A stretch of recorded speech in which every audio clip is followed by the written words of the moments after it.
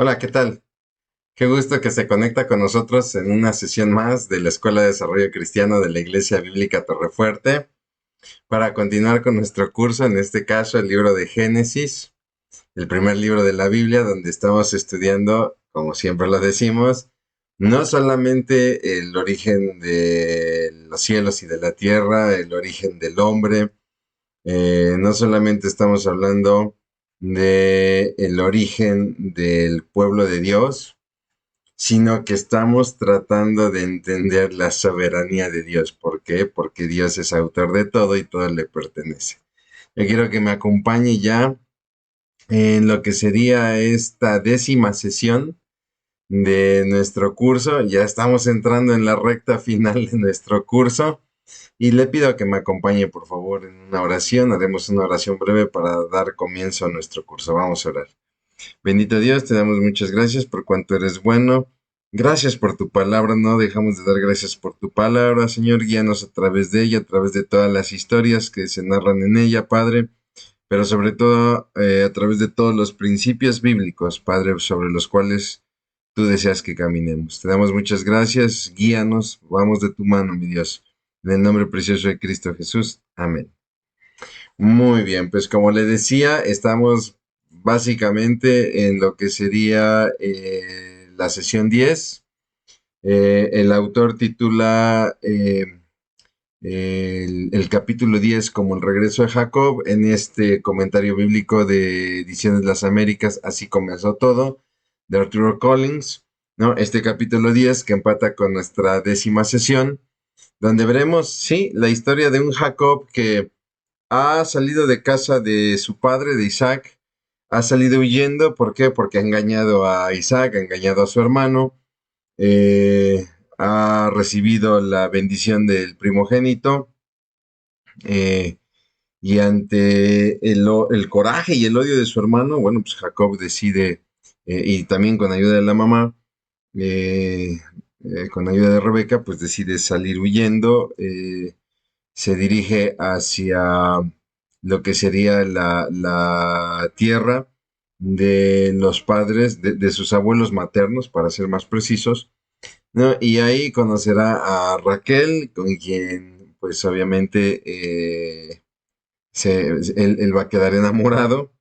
Trabajará para Labán, el padre de Raquel, por 7 años, y resulta que, como vimos en la sesión anterior, en el momento del pago, en el momento de la boda, Labán entrega a su hija mayor, a Lea, ¿no? Y entonces esto implica que Jacob tenga que trabajar otros 7 años por la que él quería desde un inicio, que es Raquel, ¿no?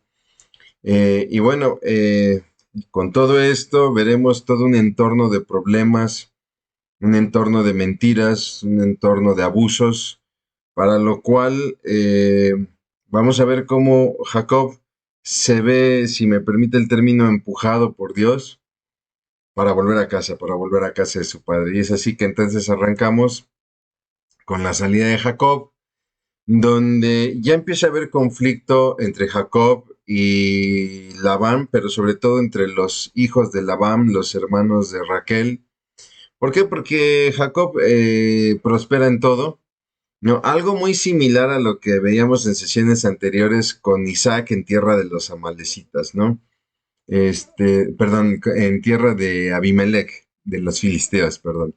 No, no son las amalecitas, es en tierra de Abimelech, donde ahí los filisteos se dan cuenta de la prosperidad de Isaac, y es tal la envidia que inclusive hasta le empiezan a quitar pozos, ¿no?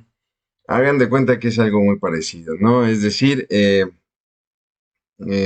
Jacob empieza a ser bendecido por Dios en gran manera, pero los hijos de Labán no lo ven así. Para ellos él le está robando a su padre, ¿no? Y el mismo Labán también ya tiene un trato muy áspero con Jacob, ¿no? Sumado a esto, Dios le pide a Jacob que ya regrese a casa de su padre, y entonces él junta a sus esposas, junta a Raquel, junta a Lea, y platica con ellas, ¿no? Les expone este deseo que él tiene por regresar a casa de su padre, Les recuerda ahí mismo todas las injusticias que Labán ha hecho para con él, ¿no? Que 10 veces le ha cambiado el precio acordado. Y les explica que también tiene una instrucción de parte de Dios para regresar a su tierra. Quizá él pensaba que las esposas no iban a querer, ¿no? Pero de hecho pasa todo lo contrario. Lea y Raquel manifiestan su desacuerdo, perdón, su acuerdo, manifiestan estar de acuerdo. ¿Por qué? Porque ellas también se dan cuenta, como lo refieren ahí en la palabra, que en realidad pues fueron como un objeto de vendimia por parte de su padre, ¿no? Donde dicen, pues él ya cobró su dinero por nosotros y ya hasta se lo gastó, y pues nosotras ni siquiera tendremos parte en su heredad, ¿no? Y en base a esto es que Jacob entonces emprende su viaje y aprovecha el momento en que Labán está entretenido esquilando todo su ganado, todas sus ovejas, las está trasquilando, perdón, y pues es ahí cuando eh, Jacob aprovecha para escapar, porque prácticamente vuelve a salir escapando, ¿no? Y en ese lapso Raquel hurta los ídolos de su padre, ¿no? Donde aquí hay dos teorías, ¿no? Una de ellas es que todavía mantenían como una cierta práctica de la idolatría, quizá heredada por la región, por esta región mesopotámica. O la otra teoría es que quizá Raquel tomó los ídolos de su padre como para garantizar que si él moría después, pues tendría una prueba de ser ella hija de Labán y poder tener parte en la heredad, ¿no? Yo me atrevo a pensar que es un poco de los dos, ¿no? Sí, es una manera para Raquel de probar que es hija de Labán, ¿no?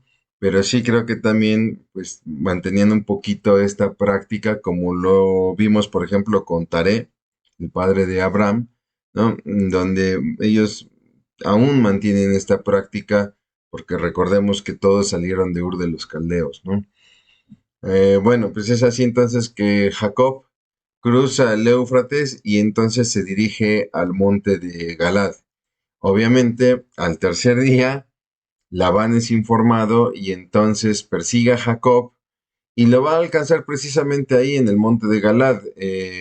Cualquiera diría, es que con 3 días de ventaja, pues era difícil de creer que lo alcanzara, pero tome en cuenta que Jacob se está moviendo con sus esposas, con sus hijos pequeños, ¿no? Y entonces obviamente él se mueve de manera mucho más lenta. Es así que Labán le está persiguiendo, lo alcanza ahí en el monte Galat, pero la palabra refiere que una noche antes Dios aparece en sueños a Labán para pedirle que deje a Jacob en paz, ¿no? Sin embargo, cuando se da este encuentro, cuando Labán alcanza a Jacob ahí en el monte Galat, le reprende porque cómo fue posible que se saliera de esa manera sin avisar y sin permitirle despedirse de sus hijas y sus nietos, ¿no? Nos deja mucho en duda esto porque estoy segura que si Jacob le hubiese dicho a Labán que quería salir, Labán no lo hubiera permitido, ¿no? Labán veía en Jacob una mina de oro, pese a que le tenía envidia, pese a que constantemente le cambiaba el pago, el sueldo, ¿no? Como decimos vulgarmente en México, constantemente le transaba, ¿no? La realidad es que era su mina de oro y difícilmente lo hubiese dejado ir, ¿no? Entonces, Labán acusa a Jacob, ¿por qué? Porque Labán piensa que fue Jacob el que se ha robado los ídolos, y entonces Jacob en respuesta, él obviamente se ve ofendido por esta acusación de la cual en realidad es inocente, él no estaba enterado que Raquel había tomado los ídolos de su padre, ¿no? Y entonces Jacob le permite que los busque, ¿no? Afirmando que quien los tuviera moriría, ¿no? Es así que Labán, padre de Rebeca, la sesión anterior por ahí mencioné que era su hermano, no, era hermano de Rebeca, ¿no? Y estamos hablando de Labán, padre de Raquel. Discúlpeme usted porque de repente con tantos nombres, no soy muy bueno para memorizar nombres, ¿no? Pero en la sesión pasada yo había comentado que Labán era hermano de Raquel. No, es su padre. Labán prácticamente es tío de Jacob, porque es hermano de su mamá Rebeca, y a la vez es su suegro, ¿no? Porque es el padre de Raquel, ¿no? Bien hecha esta aclaración, entonces, pues Labán hace esta búsqueda, Jacob le dice, pues si alguien tiene tus ídolos, que muera en este mismo instante. Y bueno, Labán comienza a hacer una búsqueda, buscó por todos lados, el contexto de la Biblia es que buscó hasta el último rincón, y nos refiere la palabra que Raquel había escondido los ídolos debajo de la montura de su camello y ella permaneció montada en el camello.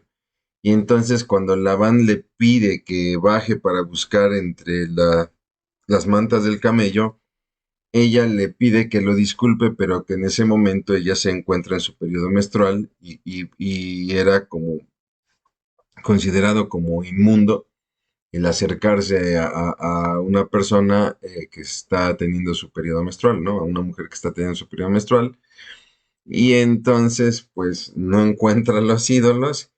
Y yo me imagino ahí en la escena, pues, un Labán apenado, ¿no?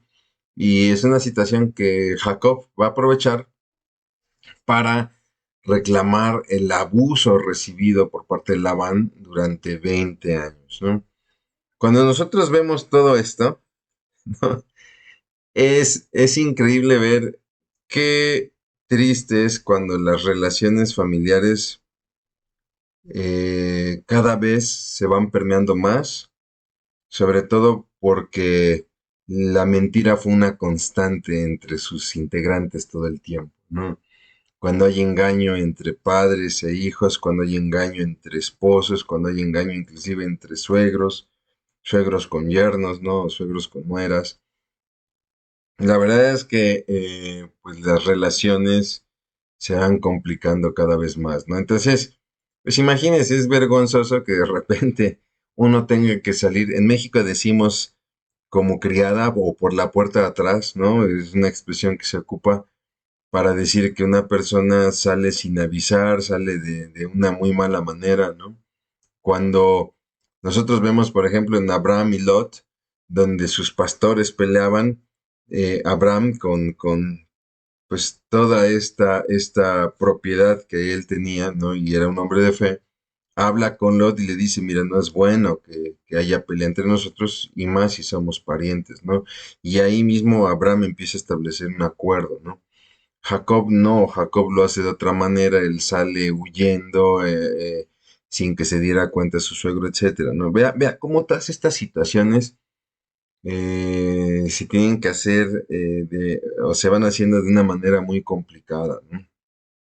Y no solamente eso, sino que conforme uno se va moviendo en la mentira, el engaño y mediante estarse ocultando, etcétera, pues obviamente se va permeando más la relación, de tal manera que tiene que salir Labán a perseguirlo, a alcanzarlo, a reprocharle, y vemos aquí una lucha de reproches, ¿no? Labán reprochando a Jacob porque no le permitió despedirse de sus hijas y de sus nietos, Jacob reprochándole porque le ha maltratado, Labán reprochando que le ha robado sus ídolos, y Jacob reprochando que le cambió el salario 10 veces, ¿no? En medio de todo esto, Labán se da cuenta que Jacob es grandemente bendecido por Dios y entonces le pide a Jacob hacer un pacto, ¿no? Él entiende, no está bien que yo me pelee con Jacob porque un día me va a superar. Y entonces hace un pacto con Jacob y ahí mismo levantan un montículo donde Labán le va a llamar Gedar o Hegar Sadauta, que es algo así como monte del testimonio. Jacob le va a llamar Galad, ¿no? Y es algo así como el majano del testimonio o el monte del testimonio. El majano es más preciso el término, ¿no? Que monte. Cuando nosotros nos dicen el monte del testimonio, nosotros pensamos en un monte, en una montaña, ¿no? Pero en realidad es una región montañosa. La región de Galad. Cuando nosotros en la Biblia escuchamos el monte de Galad, es una región de varios montes, una región montañosa, ¿no? También ahí recibirá este lugar el nombre de Mizpa, que significa atalaya o torre de vigilancia, por las palabras que va a decir sobre todo Labán, ¿no? Labán dice que el Señor vigile que se cumpla este pacto, o sea, que no suceda como lo que sucedió entre Abraham y Abimelech, donde Abimelech falta a su palabra y corre a Isaac, ¿no? Lo corre de su tierra, cuando ya Abraham y Abimelech habían hecho un pacto de lealtad en el que ni ellos ni sus descendientes iban a afectarse entre unos y otros, ¿no? Le repito, yo creo que Labán entiende muy bien que Jacob, que Dios está de parte de Jacob, que Dios está prosperando a Jacob, y bueno, pues entiende muy bien que es importante hacer un pacto de lealtad y pone a Dios en medio, ¿no? Que el Señor vigile que tú vas a cumplir este pacto, ¿no? Que vamos, tú y yo vamos a cumplir este pacto. Al siguiente día, Labán besa a sus hijas, se despide de sus nietos y es cuando vuelve a casa. Y entonces Jacob prosigue su camino, él tiene como meta llegar a Betel, ¿no? Y nos dice la palabra que una vez que se ha retirado Labán, entonces ángeles le salen al encuentro y viene una confirmación de parte de Dios, tanto de las promesas, pero sobre todo de la protección. Y es ahí donde Jacob llama al lugar Mahanaim, que significa campamento de Dios. Jacob se dirige a Betel y en realidad si nosotros lo analizamos no le era necesario pasar por Edom, ¿no? Sin embargo, él envía mensajeros, ¿no? A Esaú, a su hermano, ¿no? Le envía mensajeros llamándole Señor, ¿no? Es una manera de reconocer la superioridad de Esaú, que en realidad, si lo vemos fríamente, no la tenía, ¿no? Porque Esaú no era el primogénito, él mismo vendió su primogenitura, no era ya parte de la promesa, ¿no? De hecho, Esaú, como lo vimos la sesión anterior, no tenía este buen instinto espiritual, hacía todo lo contrario, se movía más por los deseos, por la carne, tomando mujeres que no eran agradables realmente a los ojos de Dios. Es decir, no entendía el propósito de Dios, ¿no? Él estaba más orientado a agradar a Isaac para ser el consentido de Isaac que en realidad buscar a Dios. Esa es la gran diferencia que hay entre Saúl y Jacob. Jacob también estamos hablando de un hombre que es engañador, es un hombre que le gusta hacer muchas tranzas, como decimos nosotros, pero si algo se le puede reconocer es que sobre todo en los momentos críticos él busca a Dios, ¿no? Entonces, eh, él no se va a meter en problemas, va a mandar a unos mensajeros, ¿no? Para decirle, para que salgan al encuentro de Saúl y de esta manera aplacar la ira. ¿Por qué? Porque él recuerda que salió de casa de su padre con un Esaú con sed de venganza, ¿no? Los mensajeros regresan y le dicen que Esaú se acerca con 400 hombres y entonces ahí Jacob inmediatamente divide el campamento en dos. ¿Por qué? Porque si estos hombres llegan a hacer la guerra, entonces un campamento se podría quedar ahí al frente, ¿no? Resistiendo la batalla, mientras el otro campamento tiene tiempo para huir, ¿no? Y es así entonces que Jacob hace una oración y duerme, y a la mañana siguiente vuelve a enviar mensajeros con Esaú, su hermano, para nuevamente aplacar la ira, y ahora le envía regalos, le envía 150 animales. Hay puntos interesantes. Yo le invito a que lea usted la oración de Jacob, porque hay puntos muy interesantes en su oración, ¿no? Se dirige a Dios como el Dios de Abraham y de Isaac, ¿no? Se acuerda de las promesas, ¿no? Él tiene muy presente las promesas de Dios. Normalmente hemos visto que Dios se revela a ellos, perdón, y Dios es el que les recuerda las promesas. Ahora, en el tiempo de angustia, es Jacob quien trae las promesas, digamos, a la mesa, ¿no? Y se presenta como el menor de todas las misericordias y la verdad de Dios, algo que creo yo de repente le hacía falta a Jacob, ¿no? Vea cómo Dios va trabajando el corazón de las personas. Hizo mención de lo poco que llevó, ¿no? Y de lo mucho con lo que regresó. Es decir, está reconociendo la bendición y la provisión de Dios, ¿no? La prosperidad en Dios, no tanto en él mismo, ¿no? Que también era algo que creo le hacía falta a lo en Jacob, ¿no? Pidió a Dios que lo librara de su hermano. Esa es la petición central de la oración. Eso es lo que a Jacob le está quitando el sueño, ¿no? Hizo referencia de las promesas de la bendición y de la simiente. O sea, vuelve a ser una referencia a las promesas, ¿no? Entonces, note cómo se está transformando el corazón de Jacob, ¿no? Donde reconoce que Él es el menor de las misericordias de Dios y que en realidad todo lo que Él ha prosperado ha sido gracias a Dios, ¿no? Un ejercicio que de repente o de resiempre nos hace falta a muchos de nosotros, ¿no? De repente vivimos a veces bajo el engaño de los logros, de las metas alcanzadas, y tontamente pensamos que es gracias a nosotros, que es gracias a nuestra astucia, que es gracias a nuestra mano poderosa, ¿no? Que nosotros logramos o alcanzamos las cosas, cuando en realidad siempre, siempre, siempre tenemos que entender que todo viene de Dios y es para la gloria de Dios, ¿no? La verdad es que es una oración muy hermosa. Yo le invito a que en la semana la pueda usted leer con mayor detenimiento y, ¿por qué no? Hasta también apropiarse esa oración para su vida, ¿no? Es así que entonces viene este famoso pasaje donde Jacob lucha con un varón, con un ángel, dice algunas versiones, es con Dios. Después veremos inclusive hasta en citas del Nuevo Testamento que refieren a Jacob luchando con Dios mismo, ¿no? Entonces Jacob llega al vado de Jaboc, ¿no? Este es un terreno, una depresión. Un vado es este terreno que desciende y vuelve a ascender, posiblemente pasaría ahí algún río. Y entonces dice que hace pasar toda su familia por este vado, ¿no? Se entiende que ya está anocheciendo, hace pasar toda su familia, todos sus ganados, todos sus siervos, y cae la noche y él se queda solo, ¿no? Ya todos pasaron de un lado y él se queda del otro lado solo, ¿no? Y entonces la palabra nos refiere que de repente entra un varón a su tienda y lucha con Jacob. No hay más detalles, no da un motivo de por qué entró, no nos da detalles de cómo entró ni nada. Simplemente cuando nos damos cuenta como lectores, Jacob está luchando con un varón.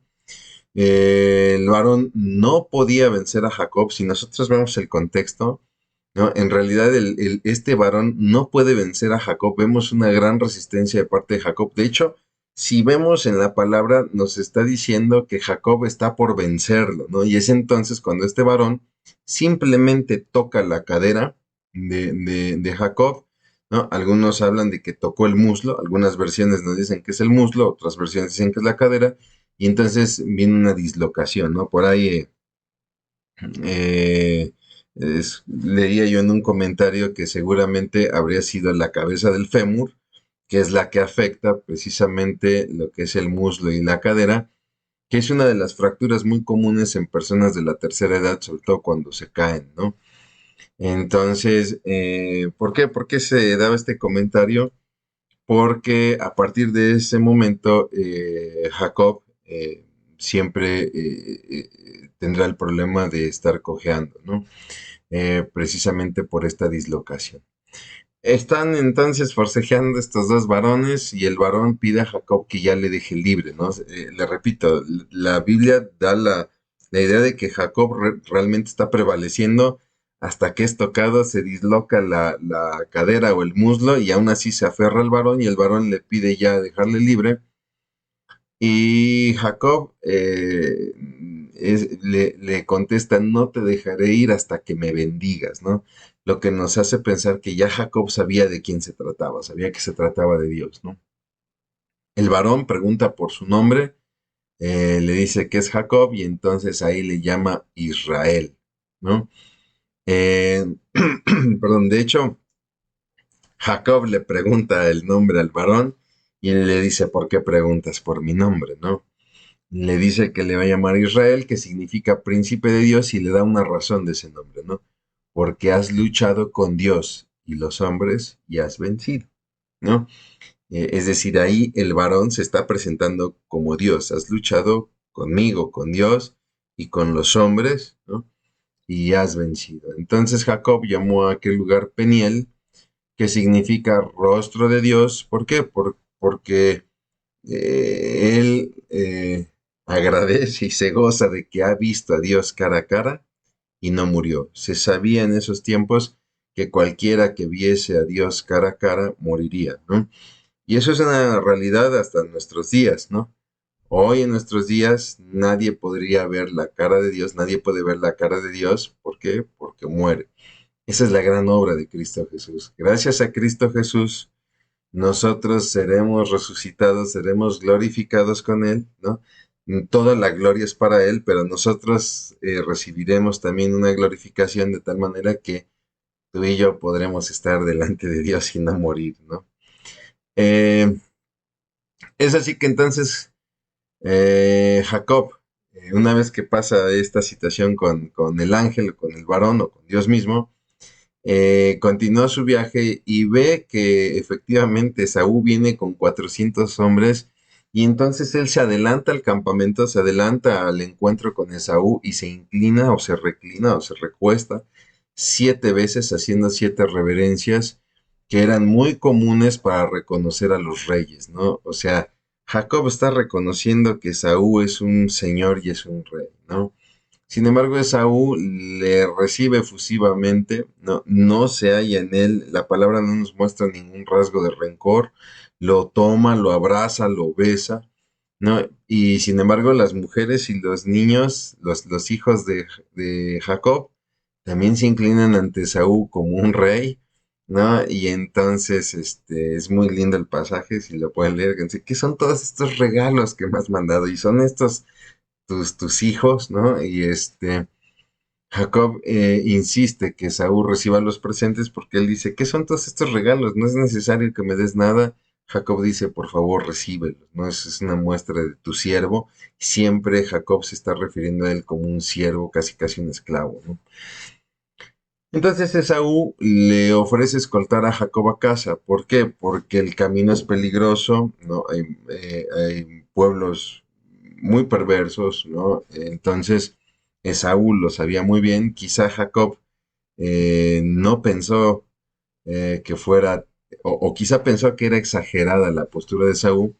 Podríamos decir que Jacob se quedó con la idea de una región como él la dejó, pero entendemos que la región había empeorado y lo vamos a ver más adelante, ¿no? Entonces Jacob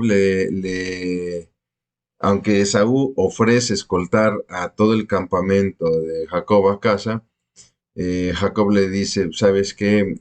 No podemos ir a tu paso, tenemos niños pequeños, tenemos crías de animales y si los apresuramos inclusive pueden morir, ¿no? Entonces le dice, ¿por qué no nos vemos en Seir? ¿No? Y Esaú ofrece hombres para que guíen y protejan al campamento, pero Jacob no accede, ¿no? Y ojo con este punto es muy importante, porque entonces Jacob se dirige a Sucot, no se dirige hacia su destino, digámoslo así, original, que es Betel, ¿no? Digamos que Jacob se desvía, por alguna razón se desvía, ¿no? Y se dirige a Sucot, donde ahí dice la palabra que él hace cobertizos para vivir y por eso el nombre de Sucot. Sucot significa cobertizos, ¿no? Y ahí va a permanecer varios años. Se entiende que son muchos años, porque cuando se da el encuentro entre Jacob y Esaú, Dina, por ejemplo, su hija era pequeña, era una niña, ¿no? Pero después vamos a ver que ahí en Sucot veremos la historia ya de Dina como una mujer ya grande, una adolescente al menos, ¿no? Entonces se entiende que Jacob pasó en Sucot varios años cuando en realidad la orden de Dios era que se dirigiera a Betel. Entonces salió a la región de Siquem y ahí Jacob comprará unas tierras para habitar en ellas y erigir un altar a Dios, ¿no? Pero bueno, el problema se da en que Dina, hija de Jacob, es la hija que tuvo con Lea.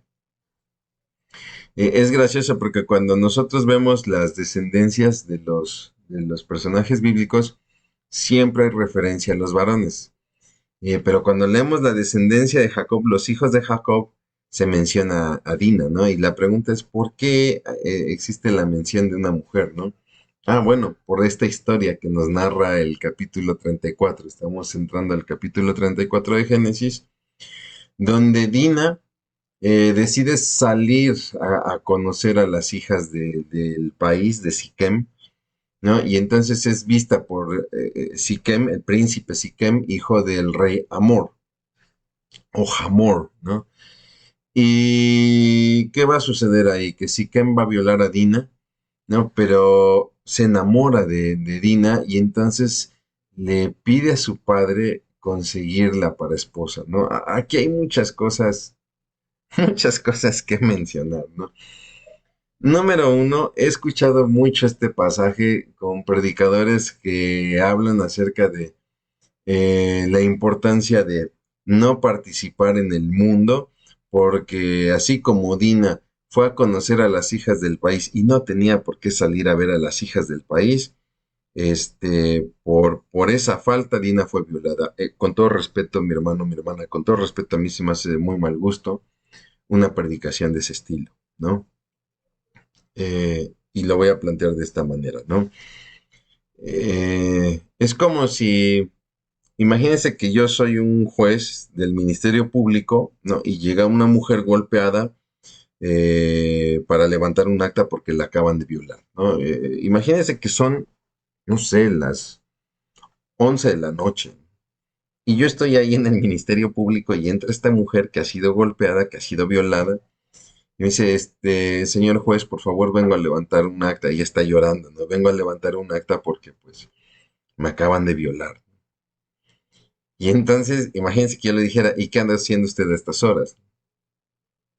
Sabe que la violaron porque no tenía por qué andar en la calle a estas horas y mucho menos, como está vestida, ¿no? O sea, usted se lo buscó. Entonces, cuando yo tomo una predicación para decir que fue culpa de Dina el que la hayan violado por salir a conocer a las hijas del país, pues la verdad se me hace algo muy fuera de lugar y muy desagradable, ¿no?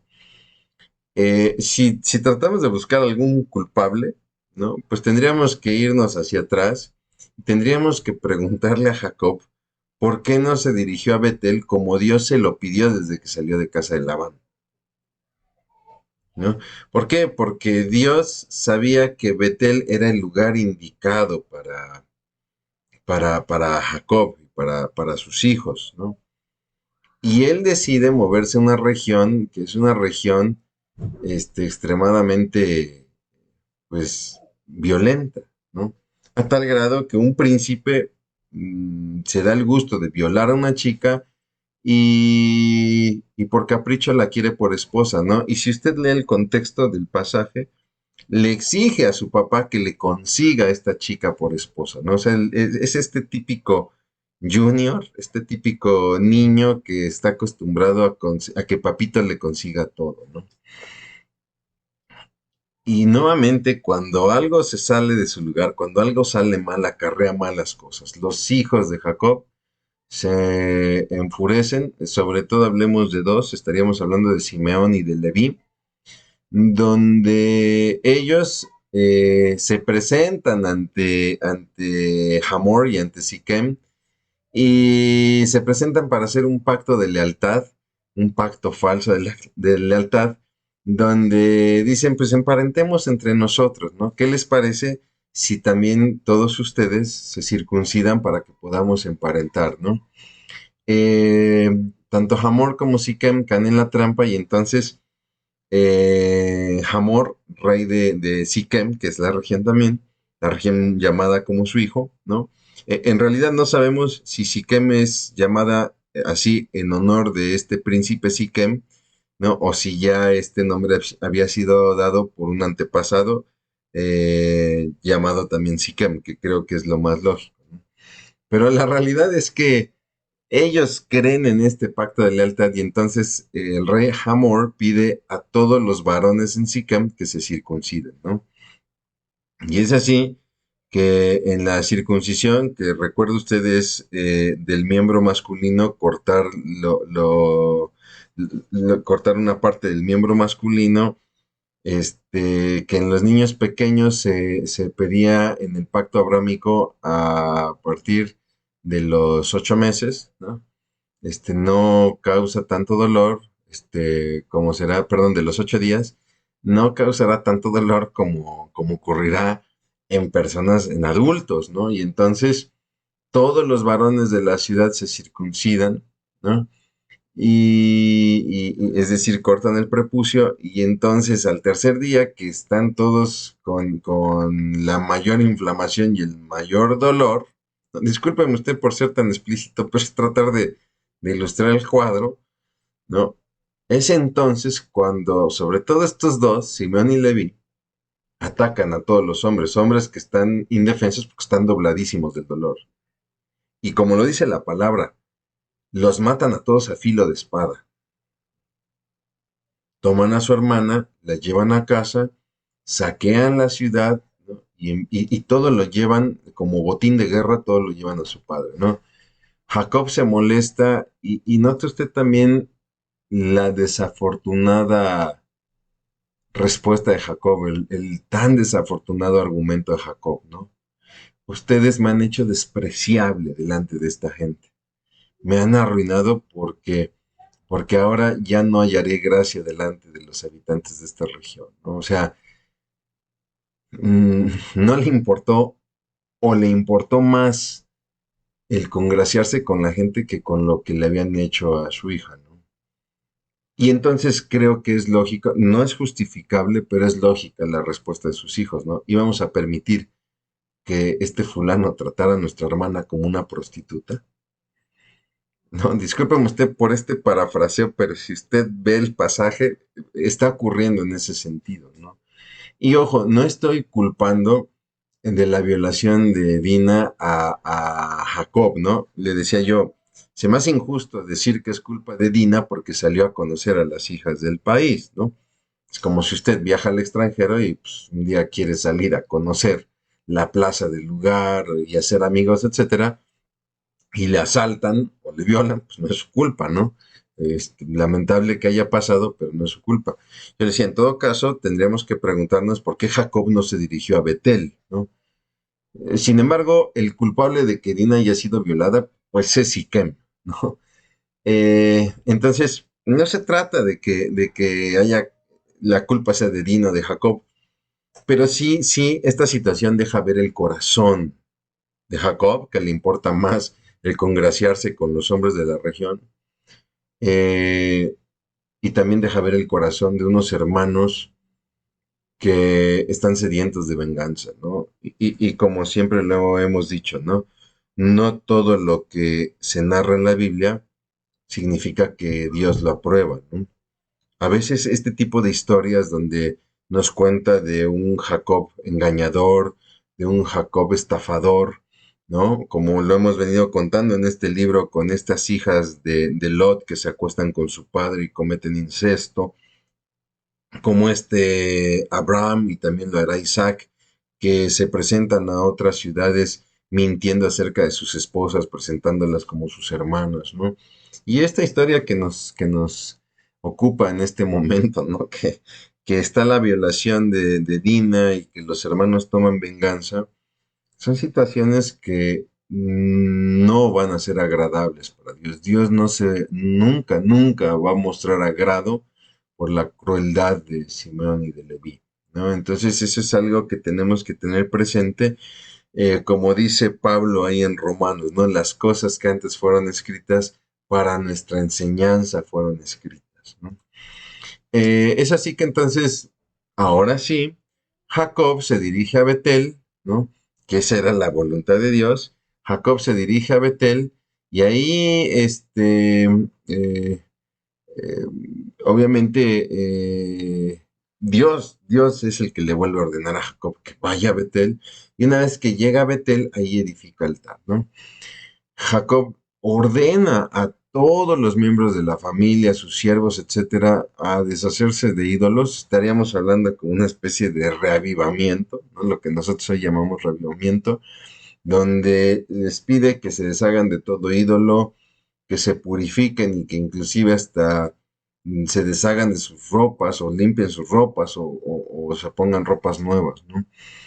Dios los protege en el camino, dice la palabra que manda terror en todos los habitantes alrededor. O quizá ocupará Dios esta situación que hicieron Simeón y Leví, ¿no? Esta masacre que harán en Siquem, para despertar temor en las regiones alrededor, pero le repito, no significa que Dios lo haya aprobado, ¿no? Muchas veces Dios toma circunstancias negativas para, aún así, de esa manera,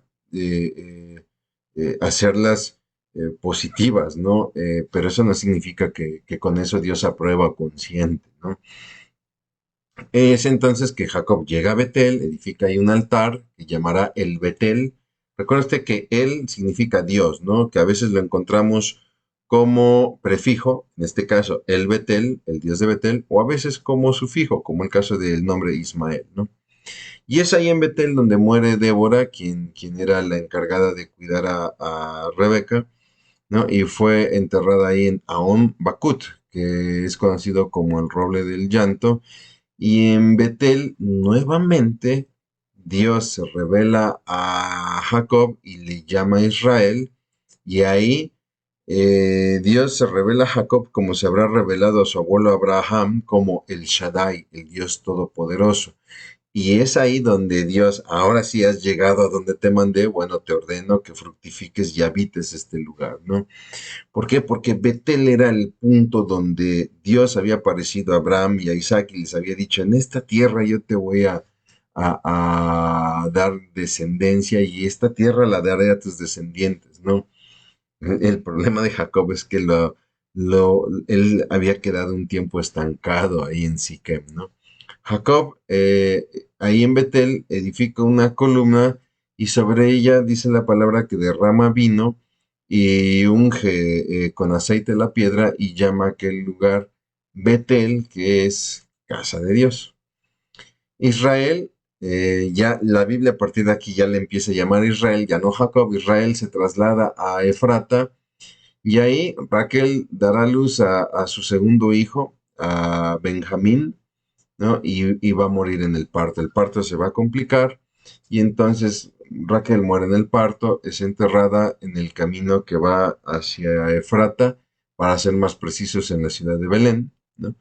Y bueno, pues Israel saldrá de Migdal Edar, donde ahí en esa ciudad Rubén, su hijo, se acostará con su concubina Bila, ¿no? Y obviamente ahí Israel se dará cuenta de esta situación, ¿no? La Biblia no nos da una referencia de una medida que haya tomado en ese momento Israel o Jacob, eh, pero lo veremos en Génesis 49, sobre todo cuando Jacob comienza a profetizar sobre sus hijos. Jacob está por morir y él empieza a profetizar sobre sus hijos. Y llama la atención, por ejemplo, profecías que hará sobre Simeón, sobre Leví, que son los que tomaron esta venganza en Siquem.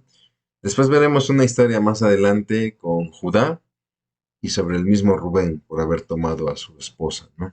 Por haber tomado como esposa a la esposa de su padre, ¿no? Bueno, viajan a Mamre, donde todavía vivía Isaac, ¿no? Y ahí se nos narra la muerte de Isaac. Él vivió 180 años y fue sepultado por sus hijos. Eh, Termina la sesión de hoy con el capítulo 36, donde nos habla de la descendencia de Saúl, que nos dice, él tomó tres mujeres, y ya habíamos hablado anteriormente de las mujeres de Saúl. Lo complicado del pasaje es que aquí nos presentan nombres diferentes que los que había presentado. Cuando vimos la historia de Isaac y perdón, de Jacob y de Saúl, nos dice que Saúl había tomado dos mujeres eteas o hititas, ¿no? Que habían sido de aflicción en el espíritu para Isaac y para Rebeca, ¿no? Para los papás de Saúl. Y ahí da unos nombres, ¿no? Y cuando cierra el capítulo 36 con la descendencia de Saúl, vuelve a nombrar a las esposas. Habíamos dicho que Saúl se dio cuenta que a Isaac, perdón, le agradaba o le agradó que Jacob tomara por esposa a una mujer de su parentela, ¿no? En este caso de el tío Labán.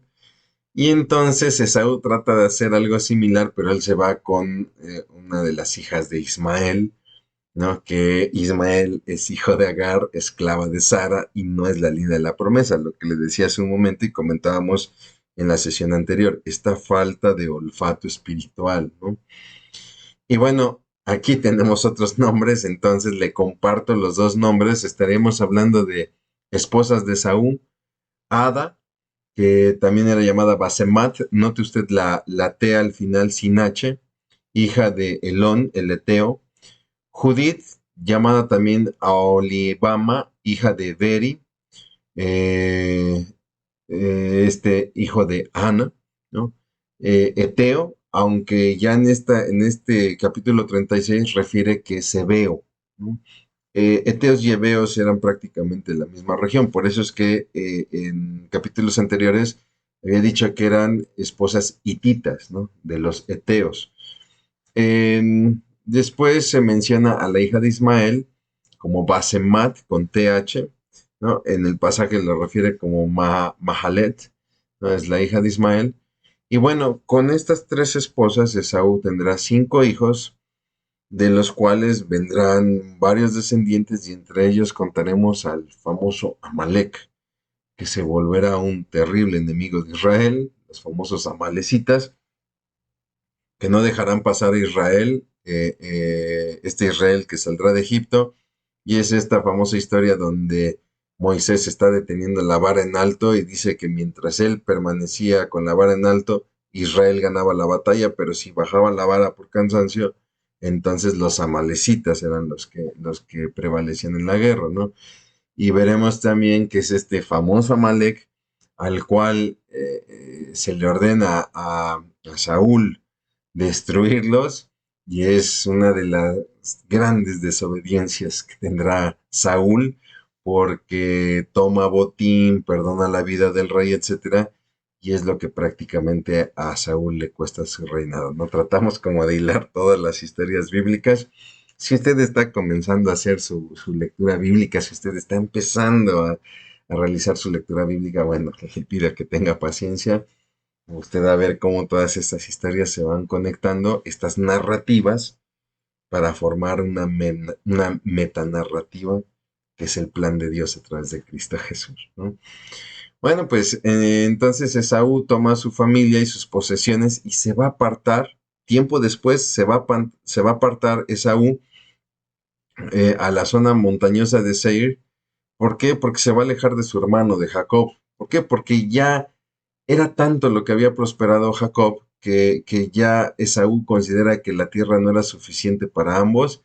Y lo mismo que Labán, él se da cuenta que su hermano es muy prosperado por Dios y empieza a cumplirse aquí una profecía dada a Rebeca cuando los niños peleaban en el vientre, ¿no? Donde Dios mismo le dice a Rebeca, tienes a dos naciones, las cuales estarán en conflicto, y el menor se enseñoreará del mayor, ¿no? Y sí, vemos a un Esaú que aunque tenía derecha de piso por antigüedad, si lo quiere ver así, termina moviéndose a la zona montañosa de Seir, donde después estará la famosa ciudad de Petra, ¿no?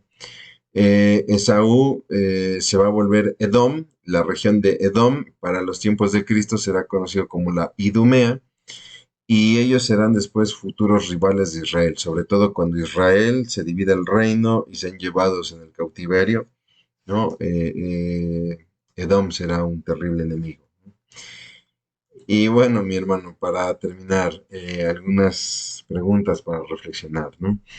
¿De qué manera usted puede percibir que Dios le está moviendo del lugar? ¿Recuerda usted la historia de Jacob? De repente los hermanos lo empiezan a acusar de que roba al padre. El mismo Labán ya tenía un trato diferente, ¿no?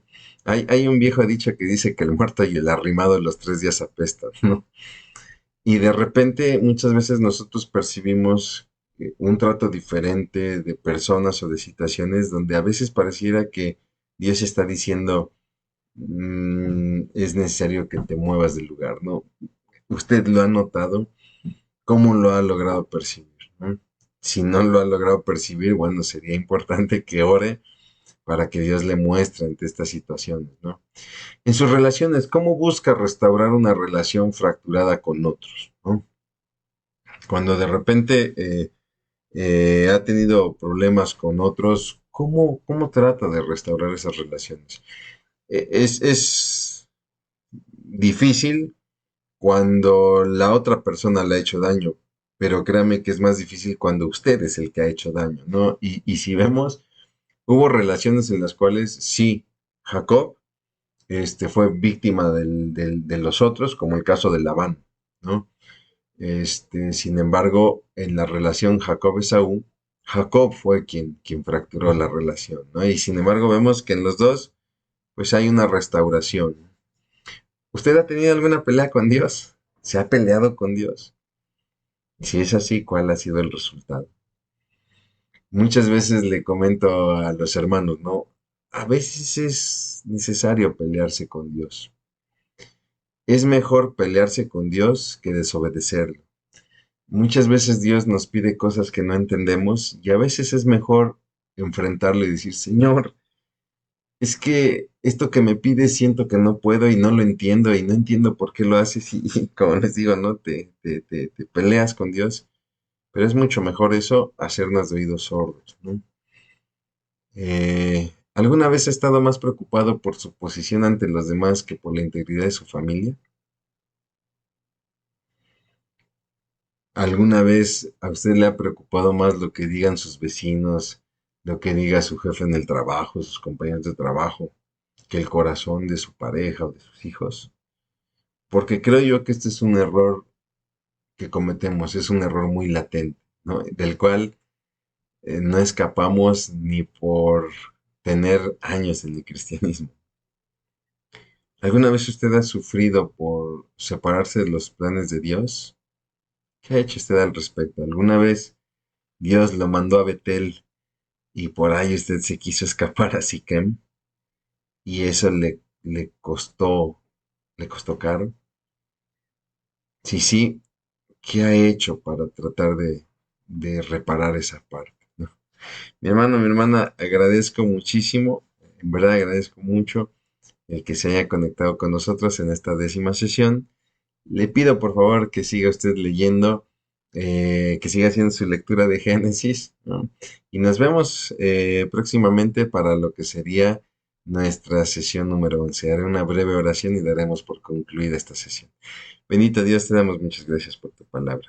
Gracias, mi Dios Padre, porque a través de estas historias tú nos vas mostrando el corazón de las personas, hasta dónde puede llegar el corazón muchas veces. Y Padre, también nos damos cuenta, Señor, que muchas veces no estamos tan lejos de esto. Ayúdanos, Padre, a vivir una vida, Padre, que te agrade, Señor, y que si por algún motivo llegamos a fallar, ayúdanos a restaurar las cosas, Padre, Señor, para la gloria de tu nombre en Cristo Jesús. Amén. Muchísimas gracias. Dios le bendiga.